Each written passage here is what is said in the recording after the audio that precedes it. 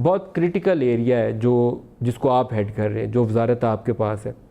अभी तक की आपकी परफॉर्मेंस ये है कि आपकी exports negative 0.12% in 10 months, despite the fact कि रुपया आपका 104 से शुरू होकर 150 पे पहुंच गया।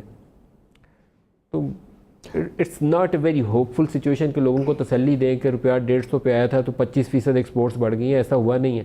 नहीं, ये सिचुएशन बिल्कुल होपलेस नहीं है। मैं समझता हूँ कि जब मैं आपको बताऊँगा सूरत हाल क्या है, तो आपको भी मेरा ख्याल है फीलिंग होगी कि ये इतना बुरा परफॉर्मेंस नहीं है। पहली बात तो ये कि एक्सपोर्ट्स जब हम लोग करते हैं, ये एक दुनिया में करते हैं, तो हमें देखना है कि दुनिया की हालत क्या है। इस वक्त पिछले 12 महीने में दुनिया की ट्रेड 3% कम हो गई है।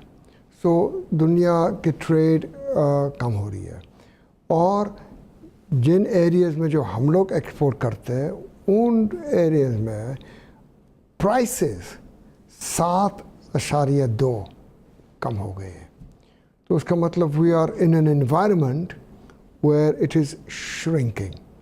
तो फिर हम लोग देखते हैं कि हमारा एक्सपोर्ट्स किस तरह से गए हैं अंडर दोज कंडीशंस, और हमें देखें और ज़्यादा मज़ीद स्टडी किए हैं तो हमारे एक्सपोर्ट्स की क्वांटिटी 7% बढ़ गई है।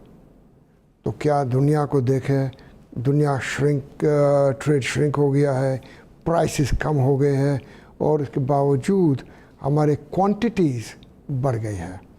तो ओवरऑल जिस तरह से आपने भी कहा, इट इज़ ऑलमोस्ट लेवल। मैं समझता हूँ under this difficult environment our performance has been reasonably good.